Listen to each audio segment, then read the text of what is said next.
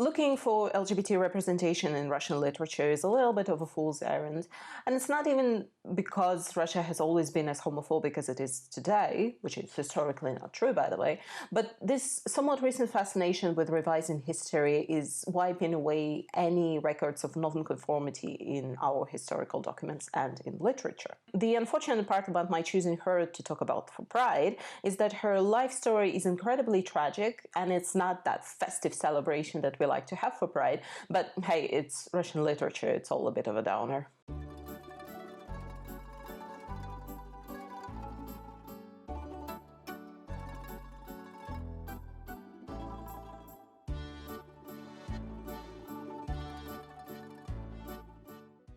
Marina Tsvetaeva was born 1892 here in Moscow. Her family was creme de la creme of the Russian intelligentsia of the time. Her father, a professor of philology and arts at the Moscow University, and her mother, a relatively famous pianist. Both encouraged their children in all of their educational pursuits.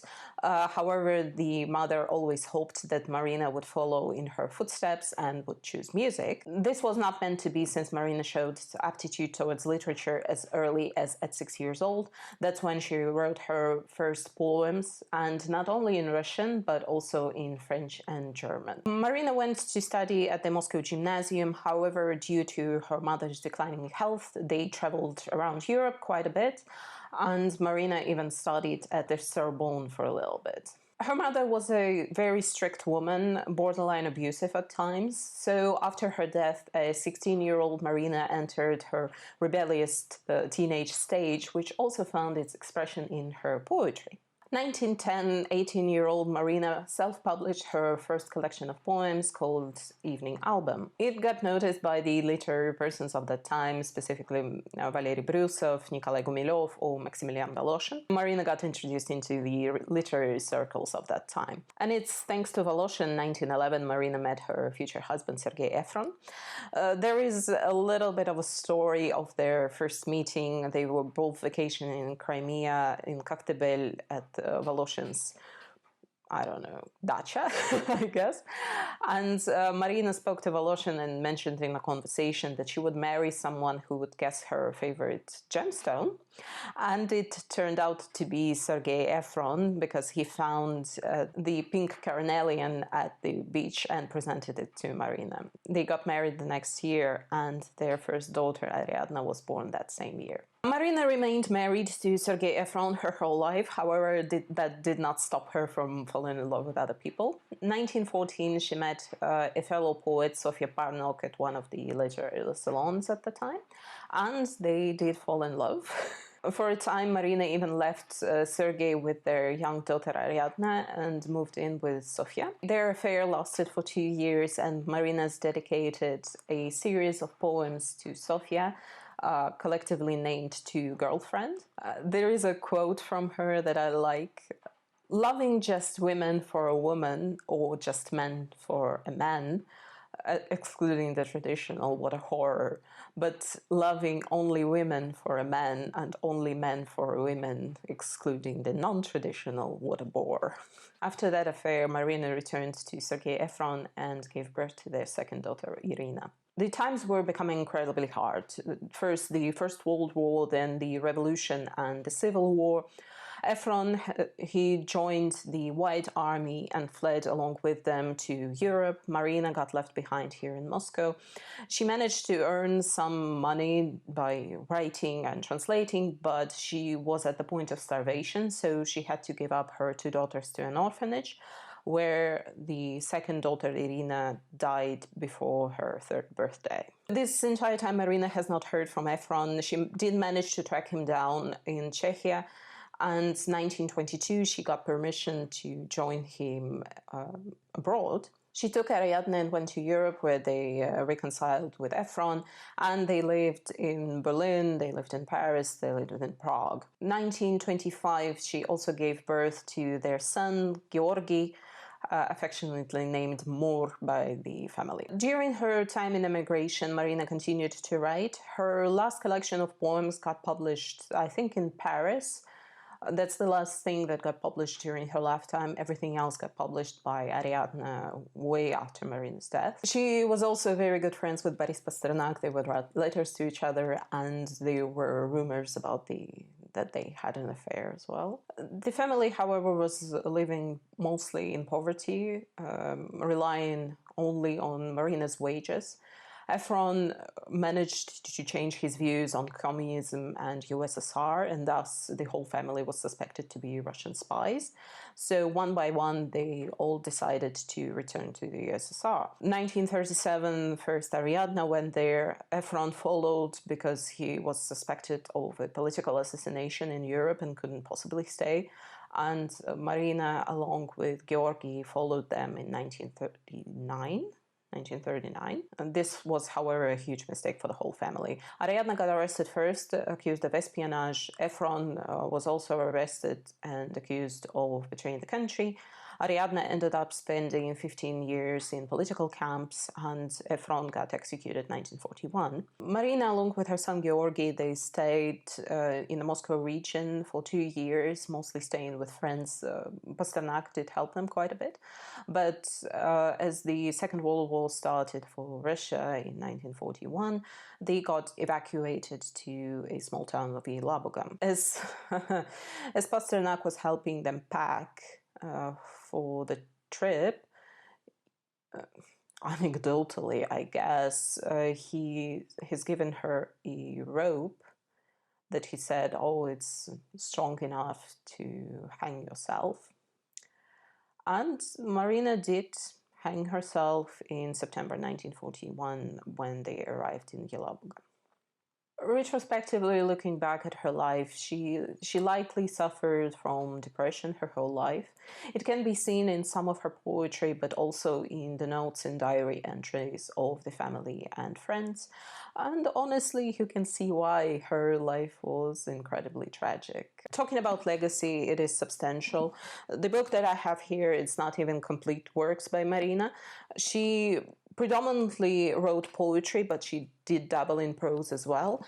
Overall, I think she's written something like more than 1,300 poems, and that's just in Russian, by the way. She also wrote in German and in French. In her lifetime, she was well known for her poetry in Russia. Abroad, they didn't particularly have any interest in her poetry, so she was more appreciated for her prose. Now she is known as one of the prominent authors of this so-called Silver Age in Russian poetry, and it's obviously well-deserved.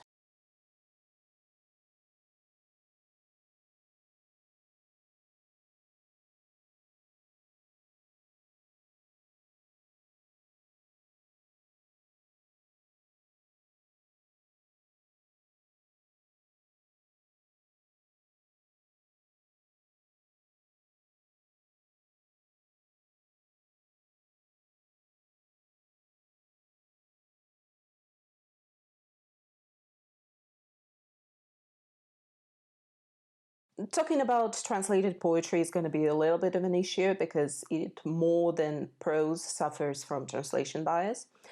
You can pretty much translate any prose without losing any meaning. You might lose like 10% of it if colloquialisms or idioms are used, but a talented translator can navigate those as well and translate it in such a way that it retains the meaning but also is understandable to the foreign audience. Poetry is all subtext, but it also very specific word choices that the author believes that they convey their thought most clearly. Poetry is also very interpretive. This genre, more than any other, requires the reader to interact with the text, to get emotionally involved, and sometimes derive meaning that the author probably did not put there originally. All this makes translating poetry incredibly difficult and subjective. In Tsvetaeva's case, her poetry is also incredibly autobiographical. It can easily be seen in her prose. It reads almost like a diary, but also in her poetry she did derive quite a bit from life. You can see this transition from the naivety of her early poetry to the romanticization of her life in pre-revolutionary Russia. to the criticisms and hardships of her life in exile. The topics remain grounded in reality, but they are also philosophical and metaphysical even. Quite a few of her poems are dedicated to her love life, the various muses and lovers that she had, but also to the purpose of life and death, the meaning of it all. And because it was never her intention to conform, these ideas are expressed quite openly, expressively, and passionately. Her later works are highly affected by the trials and tribulations of her life, and they express this longing for her home country when she was in exile, but also the criticisms of the newly established regime that she did not agree with. From style perspective, her poetry is also unique. Critics note a particular rhythm to her poetry that is almost like music-like, song-like, likely influenced by the pianist mother. Some say that the expressiveness can be seen in the way that she narrates. Questions, exclamations, pauses, they alternate, creating this particular rhythm, but also creating the mood and the atmosphere for her poems. They smell of melancholy, of angst, something that we call toska in Russian, which is this mixture of sorrow and longing. But when she writes of love, you also feel it deep inside, quite passionately and deeply. I read some of Tsvetaeva's poetry for this video, and some of it handily has an English translation. So, the three poems that I've chosen for this video are How Nice to Know What Ails Me Is Not You, probably the most famous of her poems, Beneath the Plush's Plaid, Sweet Caress, that's from the collection Girlfriend, and that's for Pride, and You Walk Somewhat Like Myself, and that's one of those that they gave us to read in high school. I'll put a link to the translations that I recommend in the description below. That particular site also has other translations. Some of them are literal translations without any attempt at rhyming, so if you're interested to see what was actually said in Russian, they also have that in there.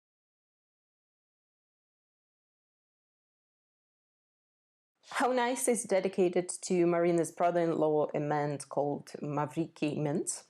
The story of who it was dedicated to got revealed by Marina's sister Anna years after Marina's death. At the time, it was believed to be a little bit of a mystery. What happened is that this man Mintz, he met Anna, has fallen in love with her and proposed to her. And I believe only then did he meet Marina, and he was even more taken by her, and he was showing her his affection and all of that. So the rumors started to spread a little bit that there was this love triangle happening there. And so in response, Marina wrote these famous lines, "I like that you are not mad about me." For this one, I recommend a translation by Lydia Razran Stone. It is true to the original, but it also handily rhymes.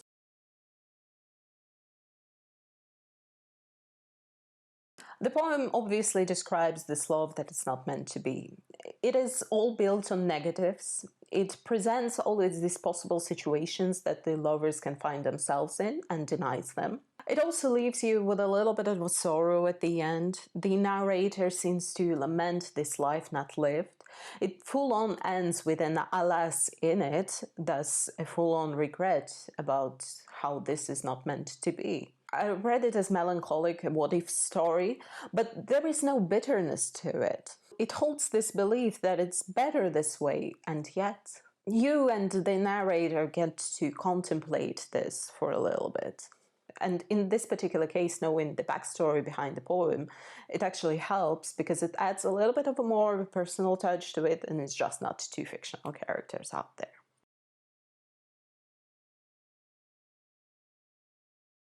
Beneath the Plush's Plaid, Sweet Caress comes from the collection Girlfriend, dedicated to Marina's muse, Sofia Parnok. They met 1915 in a salon of a literary critic, Adeliada Gercik, where young poets would meet at the time. Marina was already married and had a young daughter at the time, but she was completely consumed by this newfound love and passion for Sofia. They spent 2 years together. Sofia served as a muse for Marina. Sofia herself was also a poet and a critic, so she did help to nurture Marina's talent quite a bit. And the collection Girlfriend actually shows this full progression of their short affair from the first meeting, this lover's high, to jealousy and the inevitable end of their relationship 1916. Apparently, Sofia cheated on Marina and Marina left without looking back. There are conflicting reports on their relationship because it's very difficult to find a neutral account of what happened without it being called unnatural. So that's fun. For this one, I recommend a translation by Andrei Kneller, or Kneller, I don't know. Sorry about that.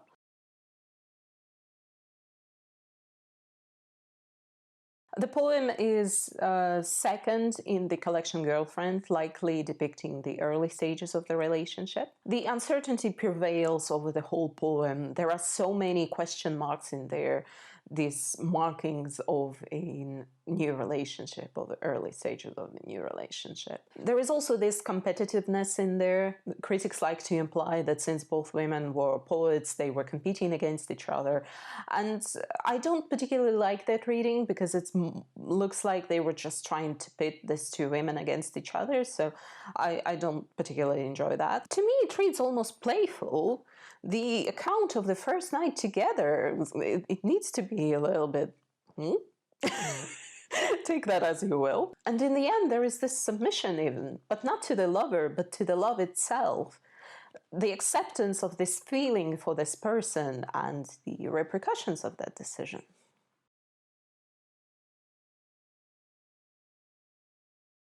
You Walk Somewhat Like Myself is one of the poems that we study in high school, and it's a little bit more of a controversial choice in my opinion, but hey, it's a beautiful one. For the translation, I recommend once again Andrei Kneller.